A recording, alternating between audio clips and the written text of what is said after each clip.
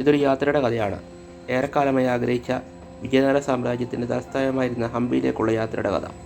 ഹംപിയിലേക്ക് കേരളത്തിൽ നിന്നും ഡയറക്റ്റായി ട്രെയിൻ സൗകര്യം ലഭ്യമല്ല. അതുകൊണ്ട് തന്നെ ഞങ്ങൾ ഞങ്ങളുടെ ട്രെയിൻ യാത്ര തുടങ്ങിയത് ബാംഗ്ലൂരിൽ നിന്നാണ്.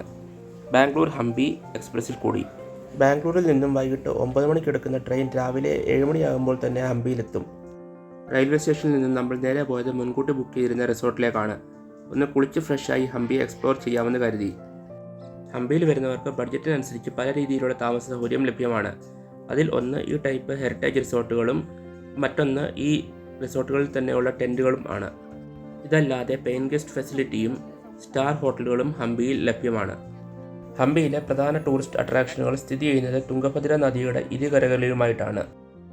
ഹംപി വിജയനഗര സാമ്രാജ്യത്തിൻ്റെ രാജധാനിയായിരുന്നെങ്കിൽ തുംഗഭദ്ര നദിയുടെ മറുകരയിലുള്ള ആനകുടി എന്ന് പറയുന്ന സ്ഥലം രാമായണവുമായി കൂടുതൽ ബന്ധപ്പെട്ട് കിടക്കുന്നു. ഹനുമാന്റെ ജന്മസ്ഥാനം എന്ന് വിശേഷിപ്പിക്കപ്പെടുന്ന അഞ്ജനാദ്രി ഹിൽസ് ആനകുടിയിലാണ് സ്ഥിതി ചെയ്യുന്നത്. നമ്മൾ സ്റ്റേ അറേഞ്ച് ചെയ്തത് ആനകുടിയിലാണ്. അതിന് പ്രധാന കാരണം അഞ്ജനാദ്രി ഹിൽസ് സന്ദർശിക്കുക എന്നത് തന്നെ. മാപ്പിൽ കാണുന്നത് പോലെ ഹംപിയും ആനകുടിയും തുംഗഭദ്ര നദിയുടെ ഇരുകരകളിലായി ഏകദേശം ഓപ്പോസിറ്റ് തന്നെയാണ് സ്ഥിതി ചെയ്യുന്നതെങ്കിലും റോഡ് മാർഗം എത്താൻ ഏകദേശം ഒരു 20 കിലോമീറ്റർ യാത്രയുണ്ട്. എന്നിരുന്നാലും തുംഗഭദ്ര നദിയിൽ ഇടയ്ക്കിടയ്ക്ക് കടത്ത സൗകര്യം ലഭ്യമാണ്. അങ്ങനെ ആദ്യ ദിവസം ഞങ്ങൾ ഹംപിയെ എക്സ്പ്ലോർ ചെയ്യാനായി ഇറങ്ങി. റോഡ് ഒഴിവാക്കി കടത്ത് മാർഗം ഹംപിയിൽ എത്താമെന്നാണ് പ്ലാൻ. അതിനായി നമ്മൾ എത്തിപ്പെട്ടത് തൽവാർ ഘാട്ടിലാണ്. ഇവിടെ നിന്നും ആളൊന്നിന് 15 രൂപ നിരക്കിൽ മറുകരയിലേക്ക് എത്താൻ ഗവൺമെൻറ് ബോട്ട് സൗകര്യം ലഭ്യമാണെന്ന് ലോക്കൽ ആൾക്കാരിൽ നിന്നും അറിയാൻ കഴിഞ്ഞു. തൽവാർ ഘാട്ടിന് ഓപ്പോസിറ്റായി കാണുന്ന മറുകരയാണ് ഹംപി. ഈ കാണുന്നതാണ് ഹംപിയുടെ സാധാരണമായ ഒരു ഭൂപ്രകൃതി. ഡെക്കാൻ പ്ലാറ്റോയുടെ ഭാഗമായി വരുന്ന പ്രദേശമായതിനാൽ തന്നെ ഹംപി ഏറെക്കുറെ പാറകളാൽ നിർമ്മിതമായ പ്രദേശമാണ്. ഹംപിയിൽ എല്ലായിടത്തും കാണപ്പെടുന്ന ബോൾഡേഴ്സ് എന്നറിയപ്പെടുന്ന ഈ വിശാലമായ പാറകൾക്ക് പിന്നിൽ രസകരമായ ഒരു നാടോടി കഥയുണ്ട്. ഞാൻ നേരത്തെ പറഞ്ഞ ആനകുടി ഉൾപ്പെടുന്ന സ്ഥലമാണ് പുരാണകാലത്തെ കിഷ്കിന്ധ എന്നറിയപ്പെട്ടിരുന്നത്. ഇവിടെയാണ് ബാലിയും സുഗ്രീവനും തമ്മിലുള്ള യുദ്ധം അരങ്ങേറിയതെന്നും ബാലിയും സുഗ്രീവനും പരസ്പരം അങ്ങോട്ടും ഇങ്ങോട്ടും ഈ വിശാലമായ പാറകൾ എടുത്ത് എറിഞ്ഞാണ് യുദ്ധം ചെയ്തതെന്നും അങ്ങനെ ഈ പാറകൾ ഒന്നിനുമേലിൽ ഒന്നായി പലയിടത്തും ഇങ്ങനെ അടുങ്ങിക്കൂടി എന്നുമാണ് ആ കഥ. അങ്ങനെ രാമായണത്തിലെ ആ നാടോടിക്കഥ ഓർത്ത് ഞങ്ങൾ തുംഗഭദ്ര നദിയുടെ മറുകരയിൽ എത്തി.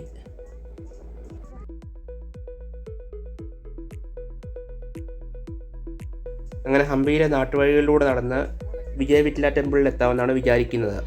കാരണം Hampi is a place to be explored എന്നാണല്ലോ.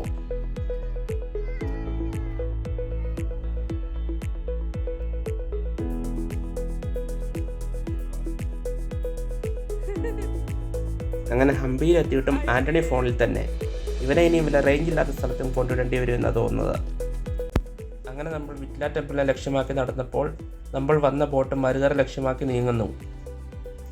വിറ്റ്ല ടെമ്പിൾ വലിയ ഒരു ആർക്കിയോളജിക്കൽ കോംപ്ലക്സ് ആണ്. ഫെറി പോയിന്റിൽ നിന്നും കുറച്ച് ദൂരം നടന്നാൽ തന്നെ വിറ്റ്ല ടെമ്പിളിലേക്ക് ആർക്കിയോളജിക്കൽ സർവേ ഓഫ് ഇന്ത്യ നടത്തുന്ന ബഗി സർവീസ് ലഭ്യമാണ്.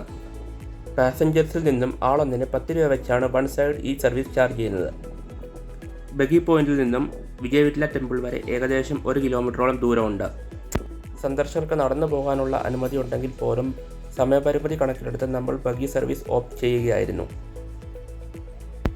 ഈ പാതയുടെ ഇരുവശങ്ങളിലും കാണുന്നത് പഴയകാല വിജയനഗര സാമ്രാജ്യത്തിൻ്റെ മാർക്കറ്റ് ആണ്. ആ കാലഘട്ടത്തിൽ വളരെ വിപുലമായ വ്യാപാരം തന്നെ ഇവിടെ നടന്നിരുന്നു. ഈ കാണുന്ന തൂണുകൾക്കിടയിൽ എല്ലാം തന്നെ കടകൾ പ്രവർത്തിച്ചിട്ടുണ്ടാവാം. ധാരാളം വ്യാപാര കേന്ദ്രങ്ങളും അവയിലേക്ക് നയിക്കുന്ന വഴിത്താരകളും വിശ്രമ കേന്ദ്രങ്ങളും ഒക്കെ തന്നെയായി വിജയനഗര സാമ്രാജ്യത്തിൻ്റെ പ്രതാപകാലത്ത് ഹംപി ഒരു ആധുനിക സിറ്റി തന്നെയായിരുന്നു എന്ന് വേണം മനസ്സിലാക്കാൻ. അങ്ങനെ കാഴ്ചകൾ കണ്ടിരിക്കെ നമ്മുടെ ബഗ്ഗി വിറ്റ്ല ടെമ്പിളിന് സമീപമെത്തി. 15-ാം നൂറ്റാണ്ടിൽ ദേവരായ രണ്ടാമനാണ് വിറ്റ്ല ടെമ്പിളിൻ്റെ നിർമ്മാണം ആരംഭിച്ചത്. കാലപ്പഴക്കത്താൽ തകർന്ന ക്ഷേത്രത്തിൻ്റെ പ്രധാന ഗോപുരത്തിലൂടെ നമ്മൾ അകത്തേക്ക് പ്രവേശിച്ചു. ക്ഷേത്രഗോപുരം അതിൻ്റെ പ്രതാപകാലത്ത് ഇങ്ങനെയായിരിക്കാം കാണപ്പെട്ടിരുന്നത്. ക്ഷേത്രം പണികഴിപ്പിച്ചത് ദേവരായ രണ്ടാമൻ്റെ കാലഘട്ടത്തിലായിരുന്നാലും വിജയനഗര സാമ്രാജ്യത്തിലെ ഏറ്റവും പ്രഗത്ഭനായിരുന്ന കൃഷ്ണദേവരായരും ഈ ക്ഷേത്രത്തിലേക്ക് കൂട്ടിച്ചേർക്കലുകൾ നടത്തിയിട്ടുണ്ട്. ഹംപിയിലെ പ്രധാന ആകർഷണമായ സ്റ്റോൺ ചാരിയറ്റും മ്യൂസിക്കൽ പില്ലേഴ്സും ഈ ക്ഷേത്രത്തിലാണ് സ്ഥിതി ചെയ്യുന്നത്. വിറ്റ്ല അഥവാ വിറ്റാല എന്നത് മഹാവിഷ്ണുവിൻ്റെ തന്നെ ഒരു രൂപമായിട്ടാണ് ഈ നാട്ടുകാർ കാണുന്നത്. എന്നിരുന്നാലും ഈ ക്ഷേത്രത്തിൽ വിഗ്രഹമോ പ്രതിഷ്ഠയോ ഇല്ല. ഇവിടുത്തെ വിഗ്രഹം മുഗൾ പടയോട്ട കാലത്ത് മഹാരാഷ്ട്രയിലെ പന്തപ്പൂരിലേക്ക് മാറ്റപ്പെട്ടു എന്നാണ് പറയപ്പെടുന്നത്. അങ്ങനെ ക്ഷേത്രം കണ്ടു നടക്കെ സന്ദീപിൻ്റെയും പാർവതിയുടെയും ഫാമിലി ടൈമിലേക്ക് എൻ്റെ ക്യാമറ കണ്ണുകൾ ചെന്നു.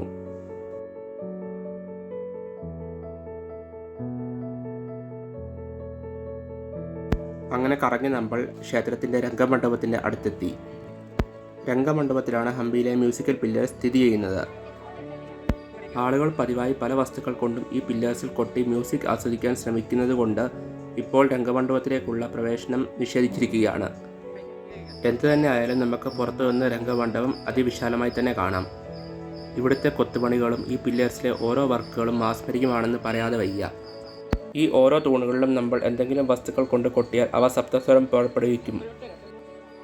ഒരു മെഷീനറികളും ലഭ്യമല്ലായിരുന്ന ആ കാലത്ത് ഇത്രയും വലിയ ഒരു ക്ഷേത്ര സമുച്ചയം കൈകളാൽ തീർത്ത അന്നത്തെ ആളുകളുടെ നിശ്ചയദാർഢ്യം സമ്മതിക്കാതിരിക്കാൻ വകയില്ല. രംഗമണ്ഡപത്തോട് ചേർന്ന് തന്നെ ഏതാണ്ട് പൂർണ്ണമായി തകർന്ന നിലയിൽ മഹാമണ്ഡപം സ്ഥിതി ചെയ്യുന്നു. മഹാമണ്ഡപത്തിന് അഭിമുഖമായാണ് ഹംപിയിലെ പ്രധാന ആകർഷണമായ സ്റ്റോൺ ചാരിയറ്റ് സ്ഥിതി ചെയ്യുന്നത്. പൂർണ്ണമായി തന്നെ ഒറ്റക്കല്ലിൽ കൊത്തിയെടുത്ത ഒരു രഥമാണ് സ്റ്റോൺ ചാരിയറ്റ്. മഹാവിഷ്ണുവിൻ്റെ വാഹനമായ ഗരുഡന് സമർപ്പിതമാണ് സ്റ്റോൺ ചാരിയറ്റ്. ഈ രഥത്തിൻ്റെ ചക്രങ്ങൾ കറങ്ങുന്നവയാണ്. അതുകൊണ്ട് തന്നെ ആളുകൾ അവ കറക്കാൻ ശ്രമിക്കാറുണ്ടായിരുന്നു. അതിനാലാണ് ബാരിക്കേഡ് വെച്ച് രഥം വേർതിരിച്ച് നിർത്തിയിരിക്കുന്നത്. ഇന്ത്യയിലെ തന്നെ പ്രധാനപ്പെട്ട 3 സ്റ്റോൺ ചാരിയറ്റുകളിൽ ഒന്നാണ് ഹംപിയിലുള്ളത്. മറ്റുള്ളവ തമിഴ്നാട്ടിലെ മഹാബലിപുരത്തും ഒറീസയിലെ കൊനാർക്ക് സൺ ടെമ്പിളിലും ആണ് സ്ഥിതി ചെയ്യുന്നത്. നമ്മളുടെ 50 രൂപ നോട്ടിൽ കാണിച്ചിരിക്കുന്നതും ഈ രഥം തന്നെ. അങ്ങനെ വിജയ വിറ്റാല ടെമ്പിൾ കണ്ടതിന് ശേഷം ഞങ്ങൾ യാത്ര തുടർന്നു. ഇനിയും മറുകരയിലെത്തി സോനാപൂർ ലേക്ക് സന്ദർശിക്കുക എന്നതാണ് ലക്ഷ്യം. ഇതാണ് ഹംപിയിലെ മറ്റൊരു ആകർഷണമായ സോനാപൂർ ലേക്ക്. ഹംപിയിലെ അഡ്വഞ്ചർ ടൂറിസത്തിൻ്റെ ഒരു കേന്ദ്രമാണ് സോനാപൂർ ലേക്ക് എന്ന് തന്നെ പറയാം. കാരണം ക്ലിഫ് ജമ്പിങ്ങും കുട്ടവഞ്ചി സവാരിയും പോലുള്ള നിരവധി ആക്ടിവിറ്റികൾ ഇവിടെ ലഭ്യമാണ്. സോനാപൂർ ലേക്കിൽ ഒരു അല്പസമയം ചിലവഴിച്ചിട്ട് അഞ്ജനാദ്രി ഹിൽസിലേക്ക് പോകാനാണ് ഞങ്ങളുടെ പ്ലാൻ. ഹംപിയിലെ ആദ്യ സൺസെറ്റ് അഞ്ജനാദ്രി ഹിൽസിൽ നിന്നും കാണാൻ ആണ് ആഗ്രഹിക്കുന്നത്.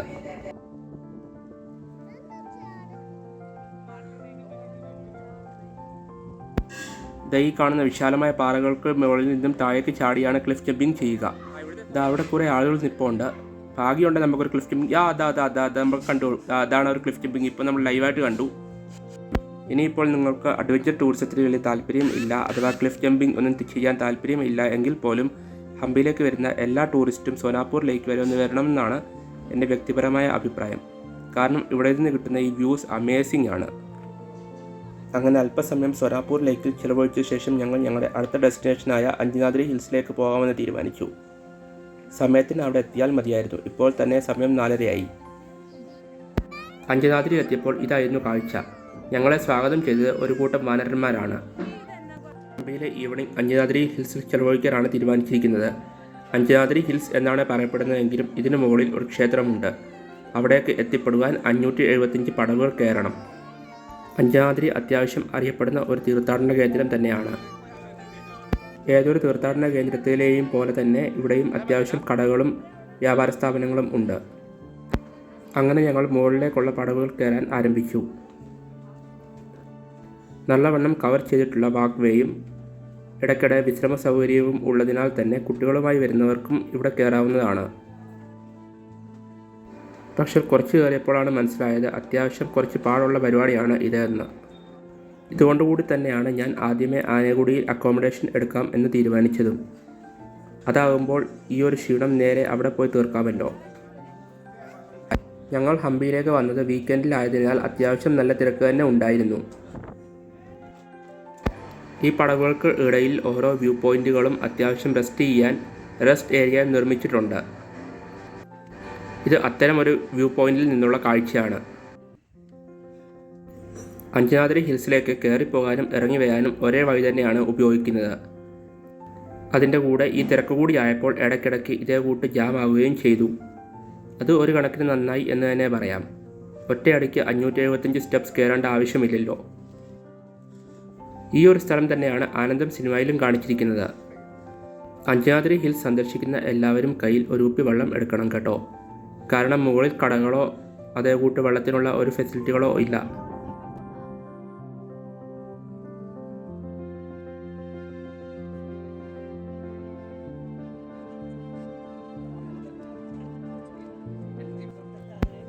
അങ്ങനെ ഏകദേശം മുകളിലെത്താറായപ്പോഴാണ് ഈ പടവുകൾ ഗുഹകൾക്ക് സമാനമായ ഭൂപ്രകൃതികൾക്കുള്ളിലൂടെയാണ് കടന്നു പോകുന്നതെന്ന് മനസ്സിലായത്.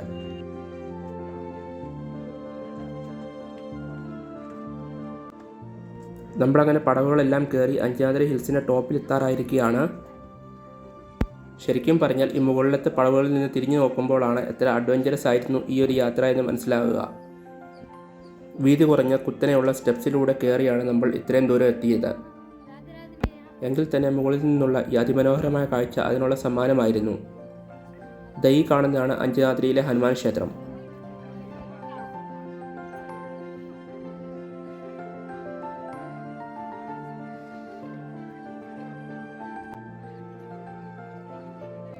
അഞ്ചനാദ്രി ഹിൽസിൽ കയറിയാൽ നിങ്ങൾക്ക് ഹംപിയുടെ മുഴുവനായി തന്നെയുള്ള ഒരു 360 ഡിഗ്രി കാഴ്ച ഇവിടെ നിന്ന് ലഭ്യമാണ്. ഒന്നെങ്കിൽ പുലർച്ചെയോ അല്ലെങ്കിൽ വൈകുന്നേരങ്ങളിലോ ആണ് അഞ്ചനാദ്രി ഹിൽസ് സന്ദർശിക്കാൻ പറ്റിയ ഏറ്റവും നല്ല സമയം. കാരണം ഈ ഒരു സൺസെറ്റോ അല്ലെങ്കിൽ ഉദയസൂര്യനോ തന്നെ. ഇവിടെ നിന്നുള്ള പ്രകൃതി ദൃശ്യം അതിമനോഹരമാണെങ്കിൽ തന്നെ ക്ഷേത്രത്തിൽ നിന്ന് മാറി കാണുന്ന ഈ പാറക്കെട്ടുകൾ കുറച്ച് അപകട സാധ്യതയുള്ള സ്ഥലങ്ങളാണെന്ന് കൂടി പറയാം. അങ്ങനെ ആ സായാഹ്നം അഞ്ചനാദ്രിയിൽ ചെലവഴിച്ച് ഞങ്ങൾ തിരിച്ച് റിസോർട്ടിലേക്ക് പോകാം എന്ന് തീരുമാനിച്ചു. അഞ്ചനാദ്രിയിൽ വരുന്നവർ സൂര്യൻ പൂർണ്ണമായും അസ്തമിക്കുന്നതിന് മുമ്പ് തന്നെ തിരിച്ചിറങ്ങുന്നതാവും നല്ലത്. കാരണം തിരികെയുള്ള വഴിയിൽ ഇടയ്ക്കിടയ്ക്ക് ലൈറ്റുകൾ ഒന്നും തന്നെ ഇല്ലാത്ത സ്ഥലങ്ങളും ഉണ്ട്. അങ്ങനെ ഞങ്ങൾ തിരിച്ചിറങ്ങി അടിവാരത്തെത്തിയപ്പോൾ തന്നെ നേരം നന്നേ സന്ധ്യയായിരുന്നു. അത്യാവശ്യം താഴെയുള്ള മാർക്കറ്റിൽ നിന്ന് കുറച്ച് ഷോപ്പിംഗ് ഒക്കെ ചെയ്തതിന് ശേഷം ഞങ്ങൾ തിരിച്ച് റിസോർട്ടിലേക്ക് പോന്നു. അങ്ങനെ അഞ്ചനാദ്രി ഹിൽസ് കയറിയതിൻ്റെ ക്ഷീണം തീർക്കാൻ നേരെ തിരികെ വന്നത് റിസോർട്ടിലെ റെസ്റ്റോറൻറ്റിലേക്കായിരുന്നു. ഹംപിയിലെ ആദ്യ ദിവസം അങ്ങനെ വളരെ പോസിറ്റീവായി തന്നെ കടന്നുപോയി. വിചാരിച്ച എല്ലാ സ്ഥലങ്ങളും സന്ദർശിക്കാൻ സാധിച്ചു എന്ന സന്തോഷത്തിൽ ഞങ്ങളും അവരവരുടെ ഹട്ടുകളിലേക്ക് പിരിഞ്ഞു. ഹംപിയിലെ കൂടുതൽ വിശേഷങ്ങൾ ഇനിയും പാർട്ട് 2-ൽ. അതിനായി സ്റ്റേ വിത്ത് അസ്.